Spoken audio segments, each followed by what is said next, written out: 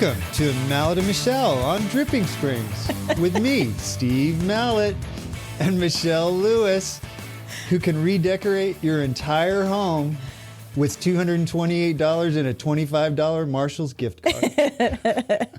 You did throw me for a curveball. I did throw you a curveball, didn't I? You weren't expecting that. No, I wasn't. But that statement is true. It is, yes, literally true. And Steve Mallett, who meets some people for the first time and he wants to buy them a toaster for their bathtub.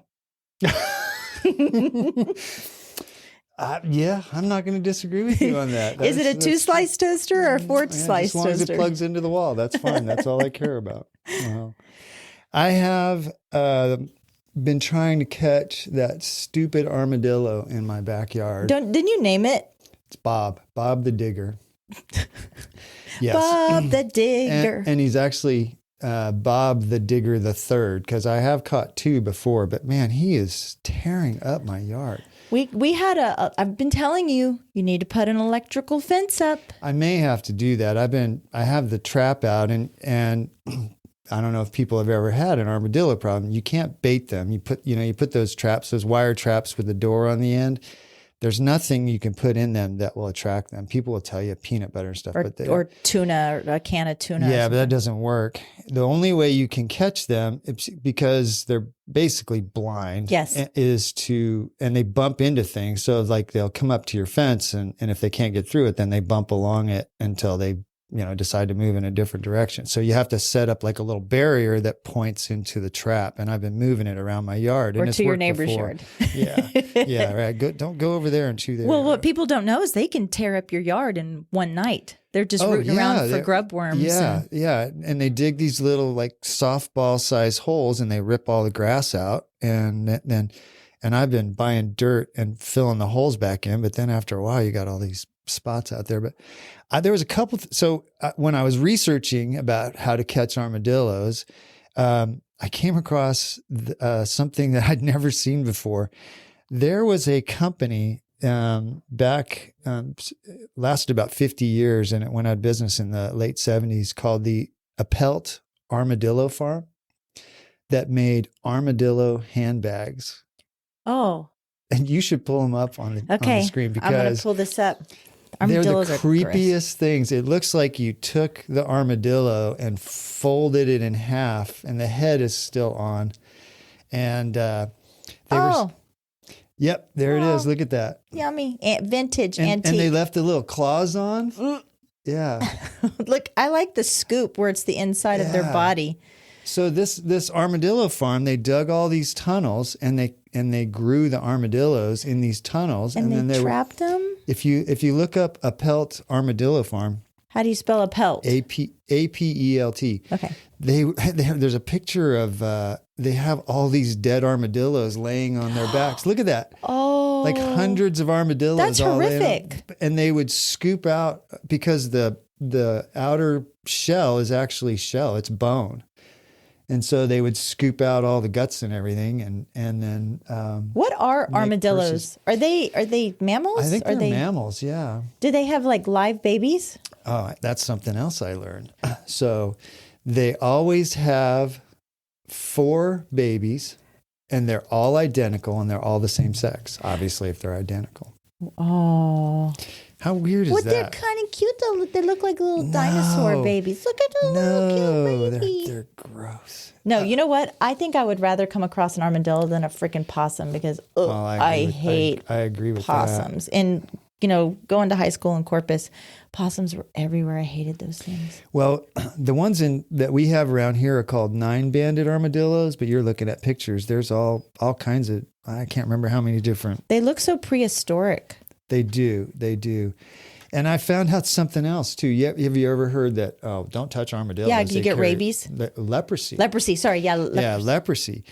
What I read, and I've read it in 2 different places, that armadillos weren't naturally carriers of leprosy. Because they're a little bit cold-blooded, I guess they're mammals, but their temperature runs a little bit lower than most mammals, that when the Spanish conquistadors came over, whatever that was, 600 years ago, they brought leprosy, and when they saw armadillos, they picked them up and transferred the leprosy to the armadillos. And that's how they're carriers of leprosy. Oh. Yeah. Every litter always numbers 4, and they're all one sex. Oh. Yeah. They're just ugly. Here's something else interesting. If they sense danger, and some of you may have seen this, they jump up in the air. Have you ever seen that? They jump like 4 feet up in the air. So that's why you see so many of them dead on the side of the road, because if there's one on the side on the road and maybe it goes between your tires, it jumps up in the air. So you're going to hit it anyway. Oh. That's why there's so many of them dead. And when they cross a stream or a river, they just take a big gulp of water and then crawl along the bottom of the river to go up the other side. Oh, that's funny. Gulp of air, not gulp of water. A gulp of river? Yeah, gulp of river. But anyway, I thought the purses was... Yeah, that was interesting. If I saw somebody with one of those, I would instantly go, I don't want to be your friend. Please don't get me one of those. Those are not... that's not on my list of things to do. So we just celebrated Cinco de Mayo. Cinco de Mayo. Cinco de Mayo. And did you guys celebrate Cinco de Mayo in California?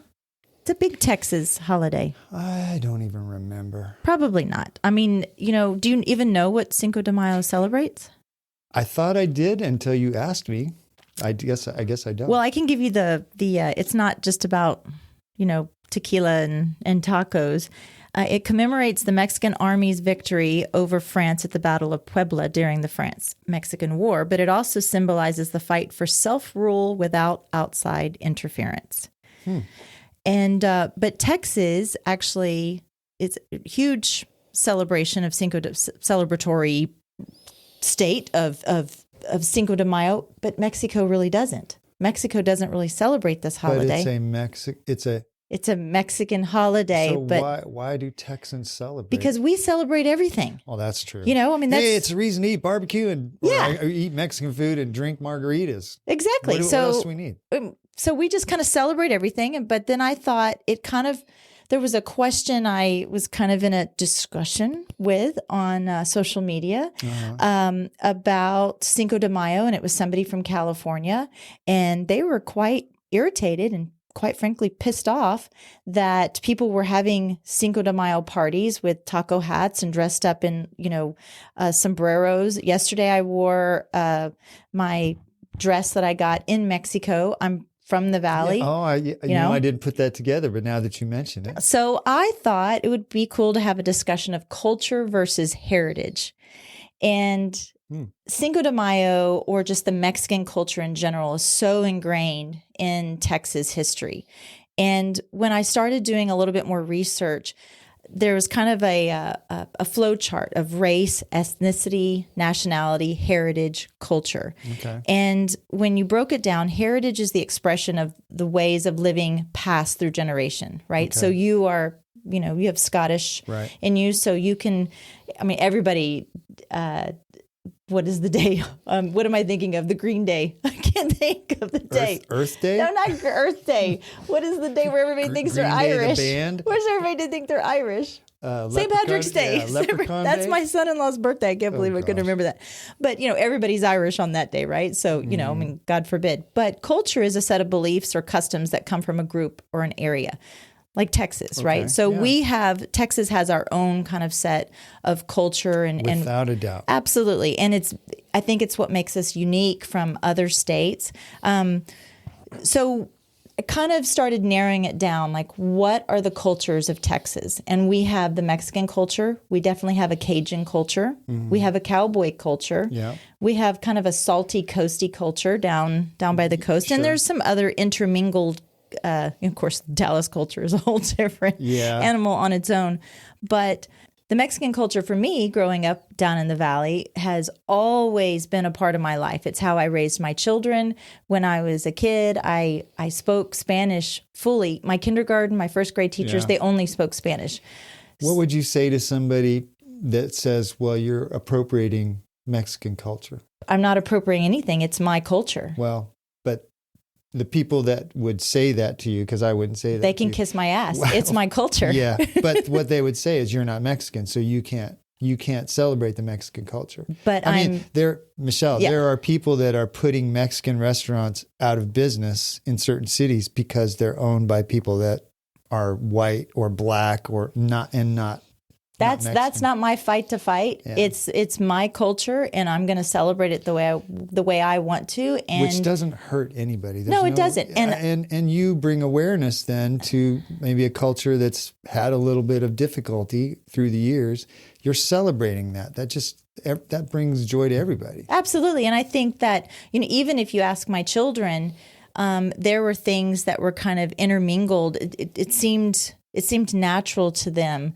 The way they were full meals, they didn't use utensils because they would tear off tortillas and pinch their food. Sure. But so along with that, just because my culture is very, very Mexican, because of where I grew up. And, I was telling you a couple of episodes ago about George Strait, right? Like everybody in Texas pretty much knows who George Strait is, but as far as there's still alive? You're going to get so much. Again, Mallett and Michelle at gmail.com. Please send on me. Attention, Michelle. But there are also some one-named, pretty amazing artists within the Conjunto Tejano culture. There's Flaco. Have you ever heard of Flaco? I've heard the name. No, I don't know. Selena, but your wife is from Corpus, so yeah.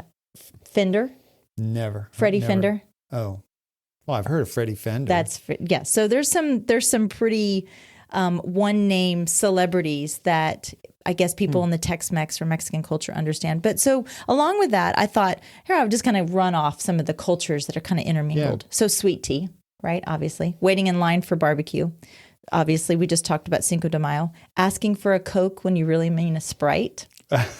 Our pies have chili and Fritos in them. Yes. Saying hello to strangers on the street, waving. And chili doesn't have beans. Tamales during Christmas. Yeah.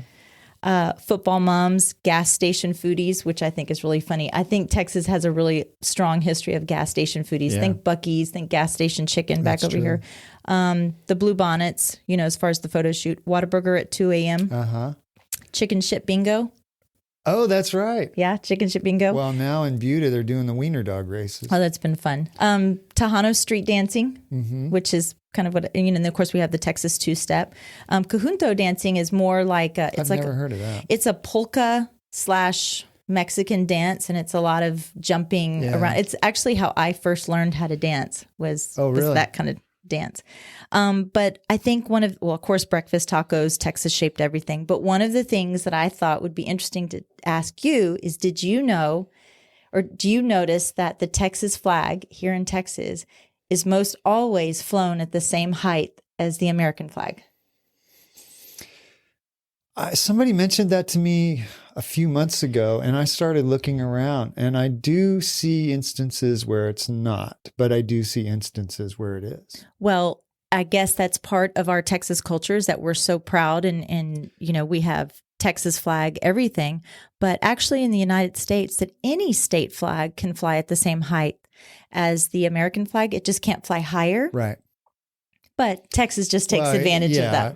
I can see why. We're proud to be Texans. I'm very proud. I'm very proud of my culture. I'm very proud of my history. And, if you don't like it, if you don't like that I wore, I'm sorry. A lot of times I'm probably more Mexican than you are. I was just being devil's advocate. Oh, I get it. I'm all for you celebrating. Oh, I got a little angry online. I got a little angry because you got sucked into the black hole. I did. I remember when I first moved here. Do you remember Sammy and Bob on I know. KVET? Yeah, I know you know them. Yeah. I used to listen to them in the morning, and Sammy got fired, right, for something. Anyway, and this woman called in, and she said, "I moved here from California." This was 2004 or something. I moved here from California, and I want to know about these roadside memorials. What's up with the crosses and the flowers? She goes, it's just like littering on the side of the road. You guys, there should be a law or something, and you should take all those things down, because when we were in California, we have beautiful highways, and we don't do anything like that. And man, Bob just tore into her. Ma'am, if you don't like our traditions, you can go right back to California. Good old coal. Yeah. That is something. People have lost loved ones, and they go there to remember that person. And when we drive by, it reminds us that somebody died there, and that, it's a show of respect. Yeah. And ma'am, you need to just pack that up and go away. Kiss our ass. Yeah, that's right, man. We love being Texans. Let us be Texans. So the lesson is, if you move here from out of state, don't ever say, well, the way we used to do it in so and so and so This is our because we culture. don't care. Yeah. We're not doing this by happenstance. We're proud to be Texans. Yeah, this is our culture, and Austin is kind of the surrounding areas is a great mismatch of all. It's what makes Austin kind of great. True. It's so diverse, and you kind of have a mixture of all of them wound up into one. And look, if you want to celebrate Cinco de Mayo or Green Day, which is St. Patrick's Day, then you do Leprechaun it. Day. Celebrate everything. Yeah. Life is a celebration, and don't let anybody else rain on your parade, whatever it is. 100%. Well, that kind of ties into something that I saw. Actually, that kind of brings me to something that I wanted to talk about, sort of a culture, heritage thing. We were talking to Alan Cohen, our friend Alan Cohen, the other day at lunch. I had a great lunch with him. And he was telling us a story about IGA, the grocery store that used to be here before Super S. Before which was Super Sucks? Yes, before Super Sucks, which was here before. What did he call IGA? Oh my goodness, he said something. He said, I'm gonna I gotta remember it. I can't remember. Yep. Anyway, he was telling a story about IGA had a sale, and once a year they'd have a meat sale. And when he first moved here, he laughed because there's a giant banner out there, meat sale. And he went in there, and he said there were all these people, like families and cedar choppers, and they were in there buying like whole carts of meat and throwing it in the back of their truck. And I didn't think anything about it, but then I went home and I went, what is a cedar chopper? I've heard people say that before. Have you ever heard the term cedar chopper? No, I haven't. And I know he's from San Antonio. He is from San Antonio, yeah. So I always kind of thought it was like used as an insult, like, if somebody's Hispanic, there's some insult slang and so I thought it was like slang for like a redneck or, somebody that's poor, white trash would be another one. But it was actually a group of people that had moved. They come over from Scotland in the 1800s, went to Appalachia, and then sort of moved across the country to Texas. And they settled in the hill country on the western fringe of the Balcones Escarpment, so basically where the hill country starts. Mm-hmm. And they were rough people. And they actually had their own sort of lingo. They had words that they used, and they basically made a living. They cut down cedars, and I found out something else too. When they came here, a lot of the hill country was farmland, and all the trees got cleared. And when all the trees got cleared, eventually the soil all went away. So that's why we have a lot of these rocky escarpments full of cedars. And so the farmers all moved away because they couldn't grow crops anymore because all the soil was down in the low parts of the area. So then the cedars take over. The cedar choppers came and settled here in the hill country, and they made a living out of chopping down cedars. That's interesting. I didn't know that. And all the fences, all the ranch fences out there were all made of cedar posts because there were no metal posts. Mm-hmm. And what they call it, caterpillar fence, I think. You've seen the fences where the cross, they're like lined up in a zigzag. That was the kind of fences they were making back then. Even before they had wire, they would make those fences out to keep their cows. Wow. So they were a mountain clan from the British Isles and Scotland, and they moved out here in about the time of the Civil War. And apparently the people in Austin avoided them. Like they really looked down on them. Like they didn't want to mingle with them because they were pretty rough people. Like one time a guy came after one of the cedar choppers with a bat, and the guy started up his chainsaw and said, "Boy, you brought a bat to a chainsaw fight." But I was like, I'd never known that this existed, and apparently there's still a few around. I was going to say, they're still around. Are they still kind of subsect of what ended up kind of killing off the tradition of being a cedar chopper was eventually steel posts, T-posts, which are mostly made in Japan.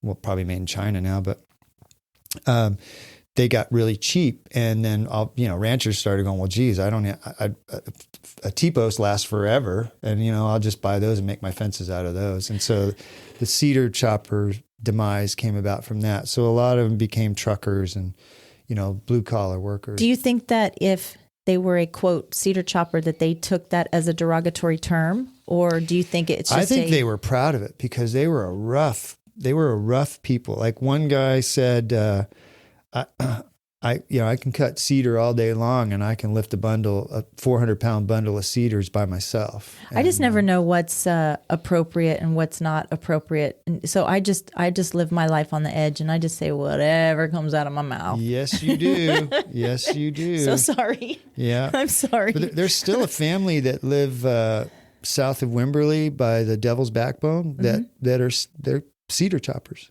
And that what they do for a living is cut cedars for people for fence very posts. Interesting. That's very good. Well, look at us. We just did a little I think that's pretty mishmash. Cool. Yeah, I mean, if you think about it, it's used as slang. It's used sort of as an insult sometimes. But these were actually proud original Texas Hill Country people that came here and really helped establish what makes the Hill Country, part of what makes the Hill Country so great. Well, it kind of goes back to respecting the culture here in Texas, and just because you don't understand it or it, quote, offends you in one way or the other, this is our way of life. This is how we do it. And, I don't really care. And sometimes it's quirky and sometimes it's a little weird, but we love it anyway. And I'm going to order a Coke and I mean a Dr. Pepper. So. That's exactly right. That's exactly right.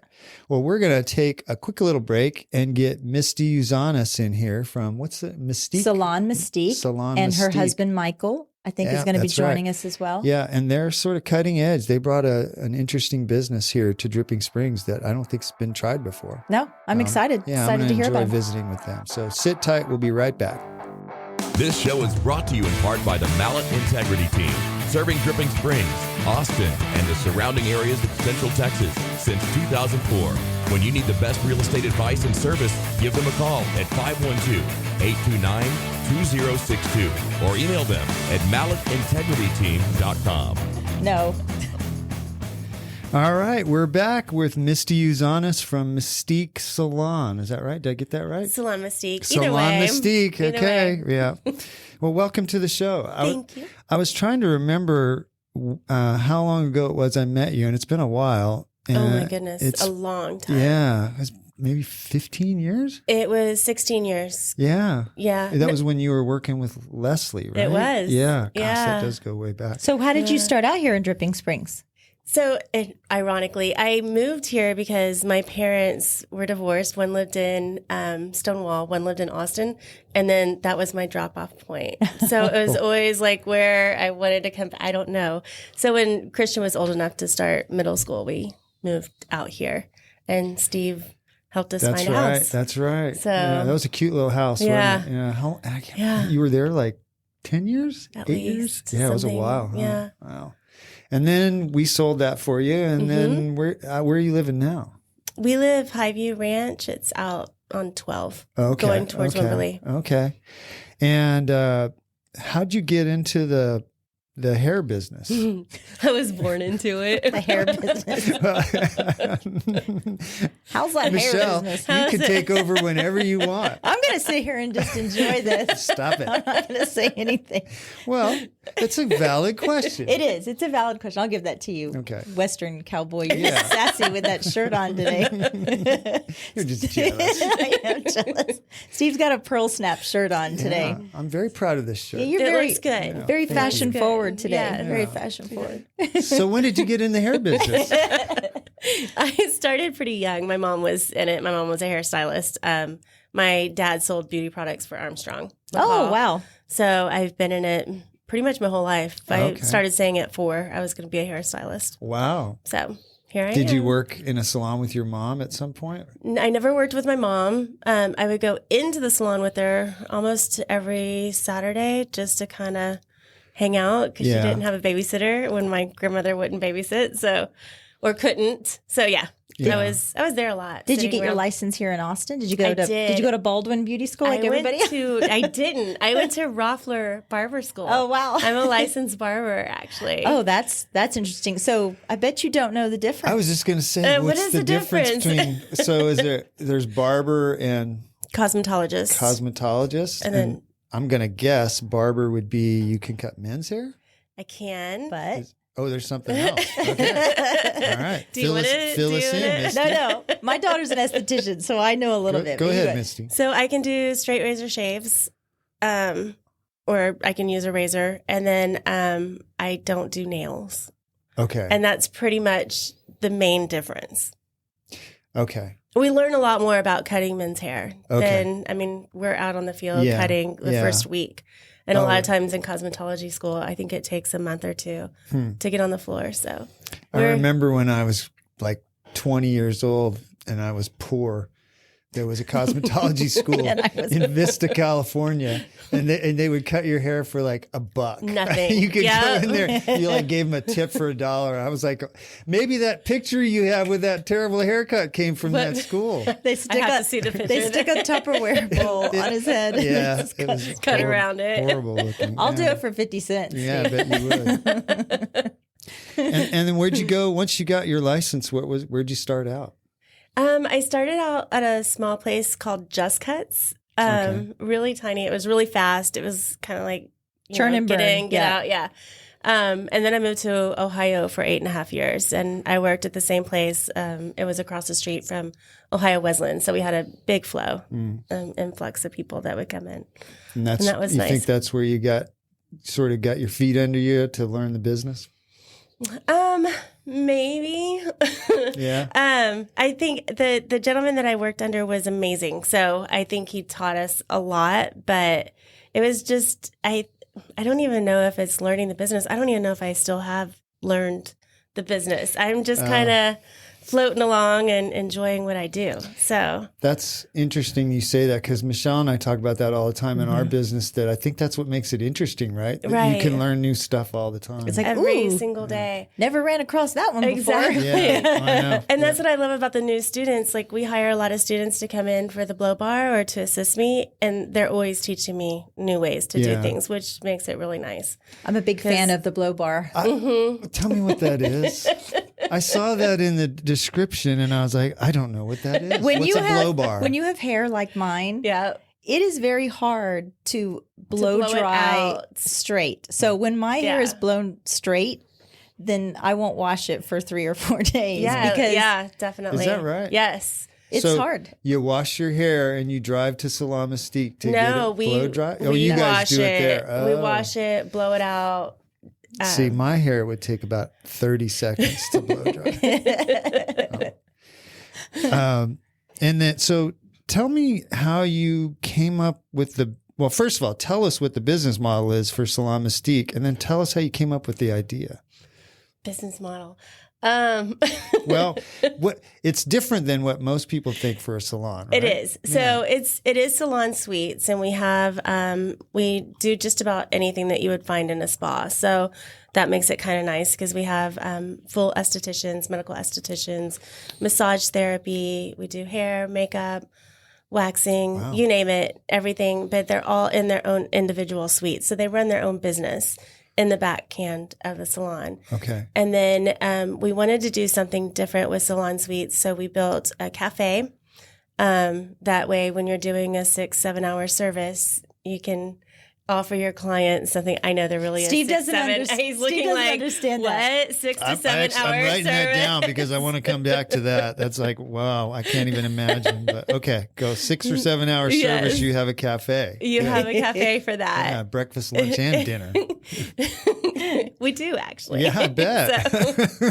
It's a whole experience. I go every 4 weeks to get my hair colored, and it takes just my roots, so it takes about 2 hours from start Just to finish. that, But if I yes. get it cut, that's a 3-hour appointment. So Wow. yeah, Oh, guys, we're lucky. We Yeah. don't have to do you're that. like 20, 30 minutes. you get the Yeah. flow Yeah. bee, I get the know. flow bee, and you just It's true. Exactly. Yeah. I go see Leslie every 4 weeks, and it's a 30-minute appointment, and it's 15 You're minutes of hair cutting and 15 minutes of talking, catching up. So or each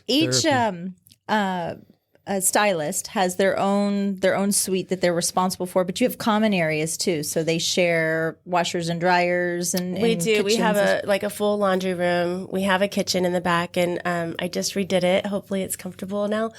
We have all new plush couches and chairs and everything for our stylist to relax. And then we have our front area with our receptionist and the blow bar and our cafe. And it's been very well received, especially in Belterra, the area. And I think that you guys were really kind of struggling at first to figure out who you guys were during COVID or how y'all were going to service. When did you open? Yeah, I was going to ask you about COVID. Right? Almost like right before it. We opened the year before COVID. So we had a 19, year. yeah. Mm-hmm, we had a year under our belt, and then COVID hit. And navigating through that was a lot. Yeah. It was a lot. We had about half of our beauty professionals leave during COVID. And so that was, something that we just kind of got through. Well, if you look all the controversy that was going on, for instance, Shelley Luther up in the Dallas area, who was arrested for bravo to her. Oh, yeah. I bet. And it's like people are just trying, and you have politicians that are getting their hair done and still camera ready, and yet the average Joe that's trying to still struggle and work on Zoom or whatever couldn't get their hair done. Exactly. I'm going to be really honest with you. There was I had a little underground nail system going on that I was told Steve that during COVID, I felt like I was in a shady speakeasy. Well, because we were like a drug deal. Yeah, it wasn't at Salon Mystique, but I did have a girl that did my nails, and it was like knock 3 times. And What's the secret handshake? And the lights would be down, and I was like, I feel like I'm going to get busted. Yeah. But a friend of mine actually busted me on Facebook because I normally get French. Wow. And she was like, where'd you get your nails done? Because everybody was like Nobody a would do it. ratchet. Yeah. Everybody was like a ratchet. We were so afraid of getting shut down. Well, yeah. Like, and it's ridiculous. And you were regulated by the state. Yes. So you did have to close down for a while, We right? did. We closed for 6 weeks. 6 weeks. And then you were allowed to open with like minimal services, or were you wide open at that So point? the cool thing is that we have the individual suites. So everybody could have individualized service. It wasn't like you were in a group of people. So we had like an outside area. We put up some tables and chairs that people could wait outside. They could wait inside. They could wait in their cars, and we would call them and have them come in. So we try to make it as easy as possible for everyone. The blow bar, we didn't really do much in the blow bar for that period of time. Nobody was going because anywhere. nobody was going. Exactly. Well, yeah, nobody needed their hair done. That's So true. I think that one of the restrictions at the salon that I go to is that they would do your hair, but they wouldn't blow it out because somehow COVID was magically being transmitted from I know we the didn't hairdryer. understand that one That's the either. thing. So That's the thing that drove me nuts about the COVID response was how some of the rules were just like, it's like somebody sat down and said, we got to come up with 10 rules. Let's just make them it up. Yeah. Do you remember the one where you could only walk around or run around Town Lake one way? No. Yeah. Somebody thought that's going to reduce COVID. Well, and they had that in the grocery stores too, where you could go up one aisle and down another. I was I a didn't rule breaker. follow that one. I'd go to TJ Maxx and I'd see the arrow and I'd go down purposely the other. Oh my goodness. My husband, forget about it. Yeah, it was ridiculous. Yeah. So talking about your business model, it sounds like it's sort of like a regular salon, but on steroids, because isn't it how the regular salon works? If you have like 4 chairs, typically that person leases it from the salon. So, but you've gone like times over and 10. above. Yeah. How'd you come up with that? I think from just working in all facets of it. I've worked in an open salon. I've worked in a salon suite, and I love the salon suite because I had that time with my client. But I didn't like when you walked in, you had no idea where you were going to go. Like normally when you walk into a salon suite, it's just a little waiting area, and then you have to go find your professional. Oh, okay. So this way, when you walk in, we actually have somebody that could help you. I wanted somebody at the front that could help. That checks each you in. client. Yeah. Yes. They'll check you in. They'll check you out. They Just because do you it understand all. the salon suite model doesn't necessarily mean that, especially older clientele or people that walk in. That But I've understand been, it, yes. I've been to one of those before, and you're ringing the doorbell, and you're like, okay, I have no idea where I'm supposed to go. Right, And there's where do I go? 50 suites in So there. is that what it's called? The salon suite? A salon suite. Okay. Which makes it nice because we do have a lot of different professionals. It's not just hair; it's all the other that go with it. Somebody too. walks in the front door and they want their hair and nails done. Mhm. They walk up. I know Michelle's laughing at me, but I'm just thinking. I'm thinking like a guy. I go in Yes. there and I go. I just want a haircut and I want my nails done. Steve Stop clips, it. Stop Steve it. clips his nails Stop in the it. office. So Stop you it. wanna- Stop it. I'm not fighting it.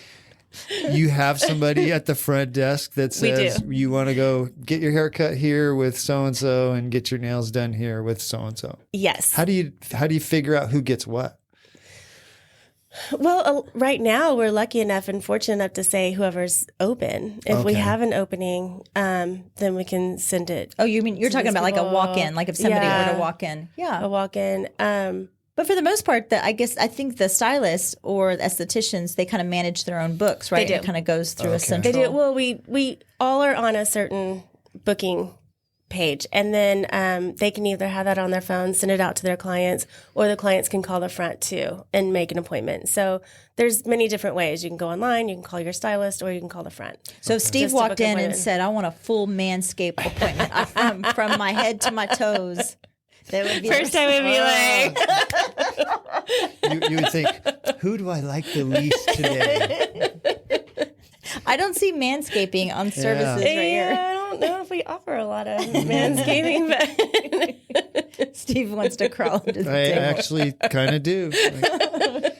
And I'm going to circle back. You were Sure. talking about the cafe. Mm-hmm. And your son, Christian, who was little when I sold you that house, Yeah. now he's coming back to work for you in the cafe. he is. He went to the Art Institute of Austin, Uh-huh. and he's a full-blown pastry chef, has Wow. a degree in it, so that's good. And then he was with us for a little bit. He's worked in other restaurants and tried to go, like, see if he wanted to do other things, maybe go back to college, whatever, and has decided to join us again. So it's really nice great. because I swear, like, every person that walks into the front immediately turns to see if the cafe is open, Yeah. you know, and we're like, sorry, it's, you Oh, know. yeah. But you're going to have like pastries and coffee and He makes fabulous coffee, Sandwiches. sandwiches, salads. He's redoing the menu, so we're trying to come up with some different things. So any suggestions, you know, we can offer. Anything you might like. But his sandwiches are M&Ms amazing. and brownies sounds good. His brownies are to die for. I bet they are. Just saying. His brownies are amazing. Yeah. And his toasted sandwiches, those are really popular. He does like a turkey pesto or chicken pesto, and That sounds Those But are imagine you're really good. there for several hours, right? You're scheduling your whole day kind of around this appointment, and if colors processing or whatever, it's not necessarily some you can time. you can run down Yeah. to Chick-fil-A and grab something. I was trying to think of anything I would rather do less than be Than in a sit. salon for It's 7 fun. hours. Oh my It's God, please. I'm sure it's fun with you, Misty. I get it, but I bet there's a lot of guys out there going, no, there's no way. Well, they also do. In addition to that, they have the wedding services, Right. too. So Oh they yeah, have what's do. that? Tell us about that. So we do weddings. What do you mean, like the? So hair, hair, makeup. makeup. The whole, yeah. Okay. And then they can come in like a week prior and get like their whole, like everybody in the wedding party can have a whole spa day. So they can get their nails done, they can get facials, they can get massages, Oh, they can that's do cool. all of that the week before. And then the day of, either they come into us, and if they come into us, we offer like charcuterie boards and champagne and all that on the wedding day, or we go to you and then wherever the venue Oh, is. that's cool. I'm just going to And go hang out. travel, right? Can you just come to the office here? Yeah. Right? So And Probably we can be a send big Christian hit. with his brownies. Yeah. so that's all I need. well, Just she a- also just came off of Fashion Week. We did. And we Yeah. were discussing What's that that before about? you We got did. back in here, and it was busy and crazy and so crazy. Austin Week, it's a lot of fun. It's a whole lot of fun. you have to explain like super busy. Dumb it way down. What is Fashion Week to Steve? Like way like Yes. here's his way down. All the way down to the floor. Okay, so women and men Yes. dress up men in, too. Yes, Men. dress up in There's- designer's yeah. clothes and walk around. They and, wear shirts like this. Yeah. Exactly. Steve is now part of Fashion Week. We'll take you on the runway. I love it. Yeah. The silver fox. Yeah. Is there like There's fashion like runways like you get out there? It is a long runway. Sometimes those models, I'm like, I don't know how you walk that far, but it's a very long runway. There's a whole plethora of cameramen at the end of it, and so we do the hair and makeup all for Fashion Week. It's 2 times a year, so it's a lot of fun. It's super busy. Yeah. But How many of you go from the salon to the Fashion Week to do the hair and makeup? This year we had 8 of us come from the salon. We had about 3 or 4 people volunteer that have their own businesses elsewhere. Okay. And then we had the most wonderful students from Paul Mitchell Academy come and also help us. Oh, so nice. We had a great group this year, and it made it go so smoothly. Because before, we've only had about 8 people or 10 people, and I'm surprised we had any hair to work with when we finished, because it was just crazy. Having been backstage at Fashion Week, it is a machine process where it's cattle. You're just going boom, boom, boom. Who's running? Yes. Are you running the hair and makeup, or is somebody just saying, "You're here, Misty, do this."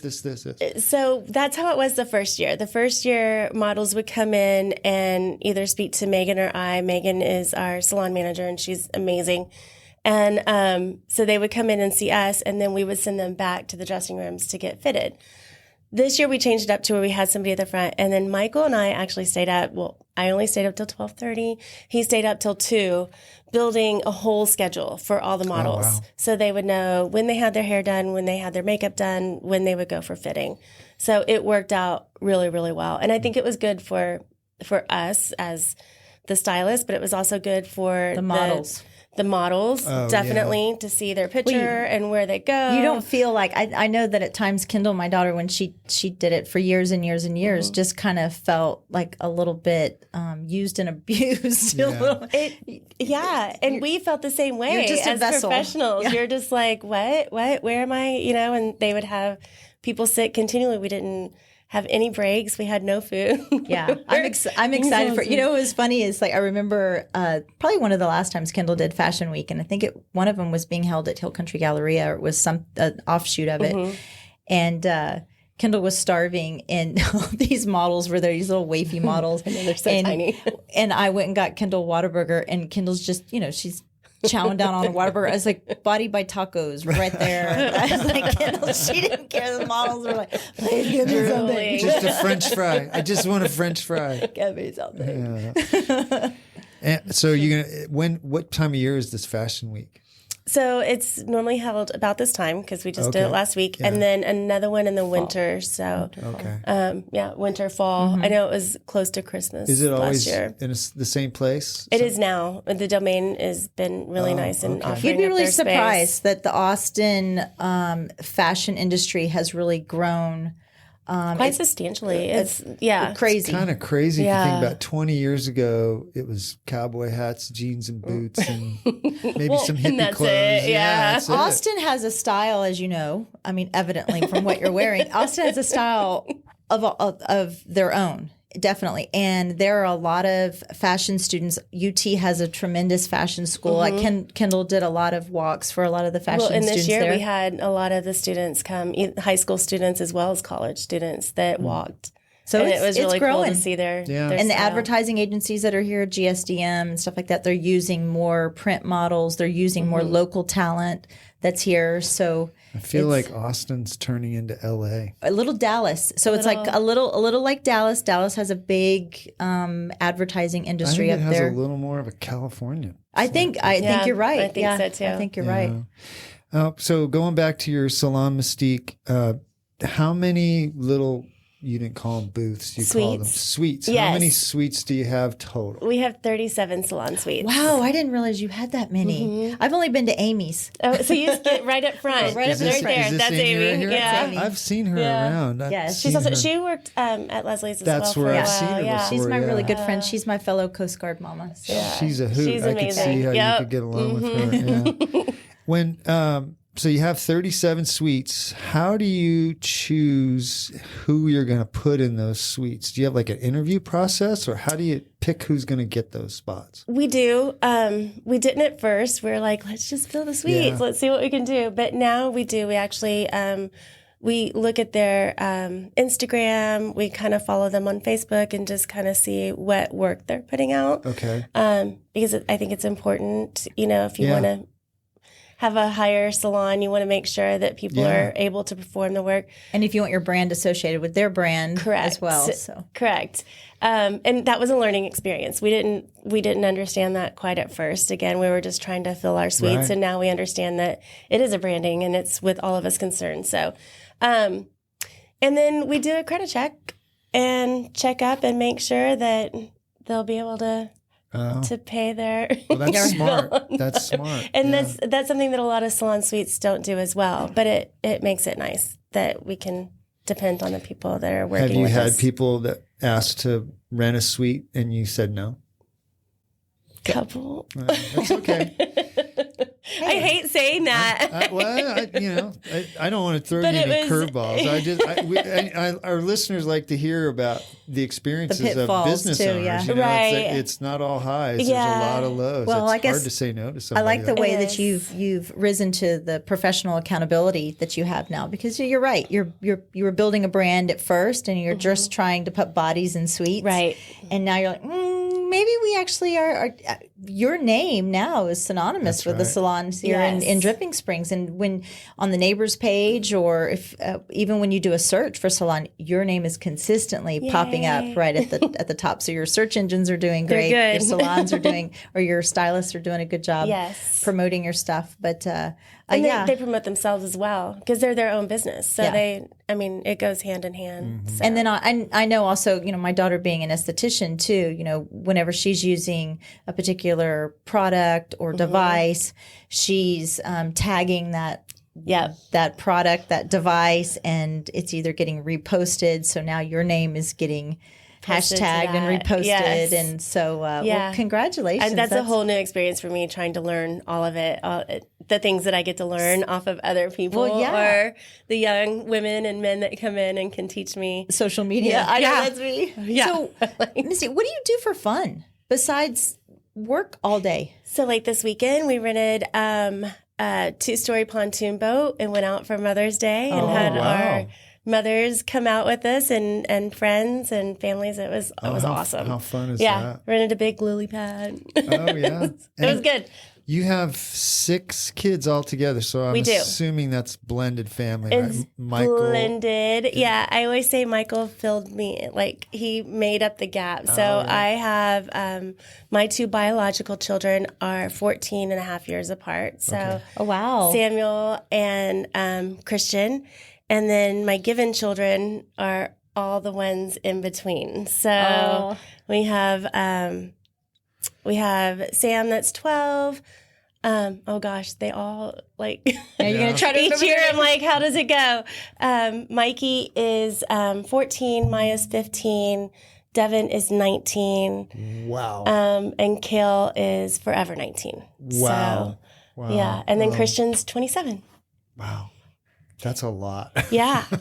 It's a lot. You It was- deserved a very, very nice Mother's Day for teenage It was kids. awesome. Yeah, It one was teenager awesome. will drive you nuts, but all of those. Yeah, about to be 4 Yeah. teenagers. So Yeah. it's, yeah. Gosh. And I'm going to ask you about Cael. Okay. So you mentioned Forever 19. Yeah. So do you want to tell us about what happened with him? Sure, but I might cry. That's okay.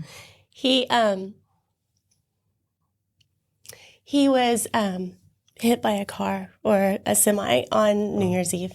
Oh, okay. What year? 2 years ago. Oh my gosh.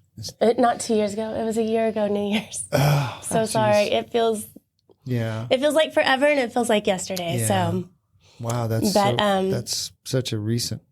That's terrible. Yeah. It's sad. You talk about kids, doing the right thing, and you always preach, call us if you need a ride, and he actually did.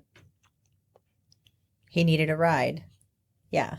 And so I read a little bit of his story also. And your husband, Michael, has started a foundation, Watch Me Fly, watchmefly.org. Oh. And it talks a little bit about his story and how he was born and his life. And it sounds like Cael had dyslexia. He had severe dyslexia. Did, and you would never know it. Like talking to him, and his mind was magical. He could just remember everything.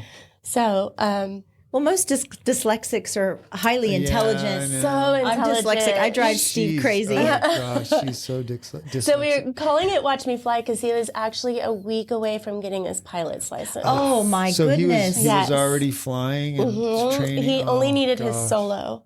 Oh wow.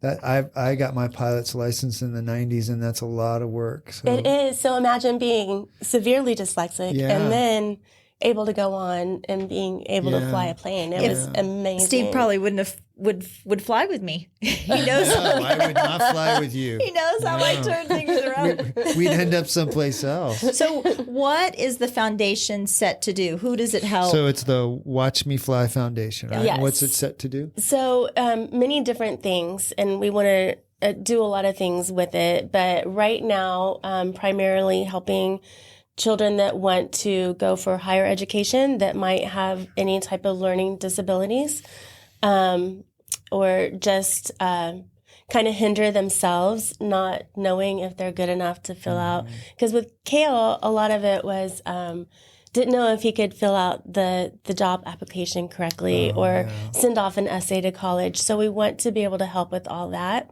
And then every year, for his birthday, we are giving away a scholarship to one of those students to help with that. But then we want to further it. We would love to open a community center for children somewhere here in Dripping.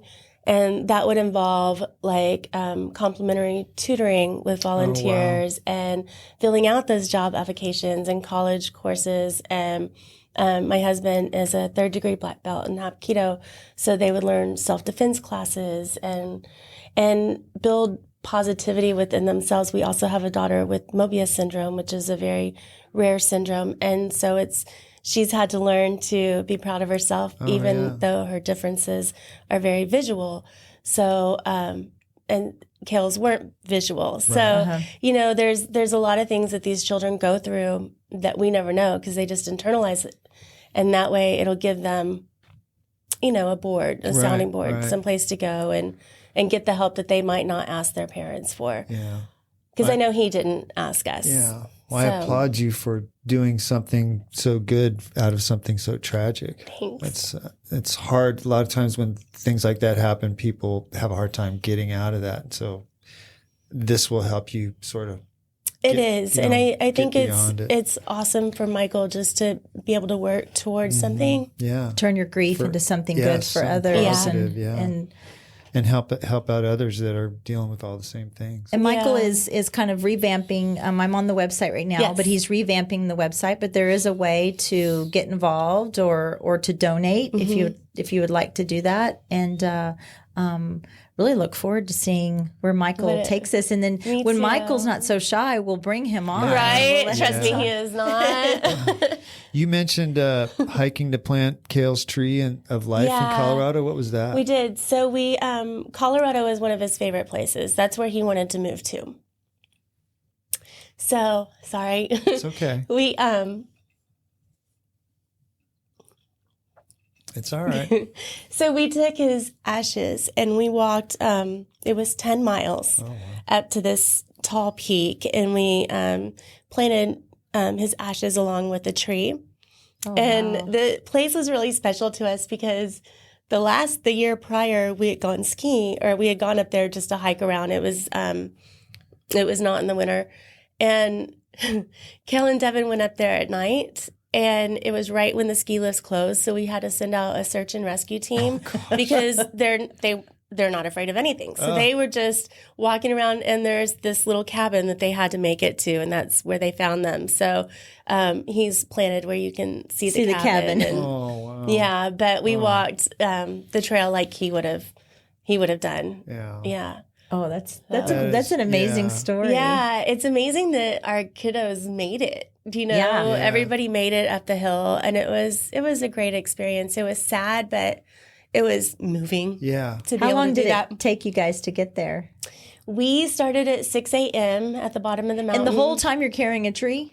Michael's carrying the tree, and I'm carrying the ashes and the dirt so we both had on, I think my backpack was about 40 pounds and his was about 60. Wow. So, But you're determined. You're determined to make it up for there. sure. You have a goal. Yeah. And we had a great person that helped us. She can hike, probably 24 hours at a time. She was awesome. But she helped us get up there, And all the kids went up there with you. All the kids. So all but one, Maya, she's had 9 surgeries on her feet to be able to walk. So her feet wouldn't have made it up. But we, my in-laws and she waited at the top. So they met us. And then Cael's girlfriend and her mom met us there, and one of his friends and their family. So it was nice to have. Helps people deal with the grief doing stuff like that. And recently his friends went to Vegas, so they put a little bit of his ashes in Vegas. Oh, that's For great. us. Yeah, I admire you and Michael. You know, I'm sure you're told this all the time, but losing a child is something just horrific, and that you wish that no one has to go to. But to watch me fly, and you talk about Cael, that his memory is going to live on continuously, and you guys are doing some great things. Again, we'd love to hear what Michael has to say about it too. We'll have him on. Yeah, definitely. Yeah. Misty, what do you love about what you do now with Salon Mystique? What's your favorite part of that? Do you? Yeah, I really do. I mean, I've been very fortunate to be in a field that I love and never stopped loving. You know, I watch our children, I watch other people's children and young adults, and not knowing when they go into college exactly what they want to do, or if they want to go to college. And, you know, we have our 19-year-old graduating this year, and he's like, I don't know. So, I still love it. 32 years, and I still love That's great. just about every aspect. Yeah, that's great. One of the questions I was going to ask you is what makes you smile, but you talking about that makes you smile. And it's just like to see all of your hard work, and you know, you said 32 years in the industry. That's amazing, and to be in any industry. And but the fact that you still wake up every day, and you know, you could walk in, it's like a built-in family. And that's the thing. This is the most, like, I've worked in so many different places, but saying goodbye at the salon is like a Texas goodbye. You know, we're all bye, love you, hugs, bye, love you. You know, nobody walks out without that. All of our stylists, all of our everybody that works there, That's Flow so Bar great. girls. Well, everyone. you got to pat yourself on the back for building that kind of culture there, where everybody loves each other instead, because you're kind of competing a little bit. But you keep it a happy place. You know, it's kind of like real estate. There's enough business to go around for everybody, and not every stylist is going to fit. You know, your. And that's what I tell the ladies that work there. I want them to, if they're going to build their own business, I want them to go and try it and see what it's like. Yeah. You know, that's what it's for. Sure. It's for building the community. Yeah, So. sure. What do you think is next for you? We would like to open another salon. We would actually like to open 3 that we can kind of have of our own, and then we would like to franchise. Oh, that's So- great. Good for you. That's great. Yeah. Dream I'm big, tired of thinking girlfriend. about it. Dream big. Dream big. If when you open 2 more, are they going to be in Austin, or will they be? We would like our next one to be Cael area because it's really growing. Booming. Big time. There. Huge. One of the fastest That's when growing areas in my the daughter country. was killing it as an esthetician. And Yeah, killing it. It's amazing. And then from there, we're not 100% sure. Somewhere on the outskirts of Austin. Okay. Yeah. Well, I'm looking forward to seeing that. Thank you. Thank you so much for sharing your story and the journey. And Thank you, and guys. I know it was hard for you to talk about, but things that are worth talking about Yeah, for can sure. be hard. Yeah. But Yeah, and thank we you. really enjoyed having you on the show. So Thanks. thank you so much for coming in. You're welcome. All Thank right. you guys. We'll talk to everybody later. This show is brought to you in part by the Mallett Integrity Team, serving Dripping Springs, Austin, and the surrounding areas of Central Texas since 2004. When you need the best real estate advice and service, give them a call at 512-829-2062 or email them at mallettintegrityteam.com. Thanks for listening. If you have comments or feedback, please email us at mallettandmichelle@gmail.com. Follow us on Facebook and Instagram at Mallett and Michelle. Listen to us on Apple Podcasts, Spotify, and Stitcher. Please follow us and leave a review. Thanks again for listening.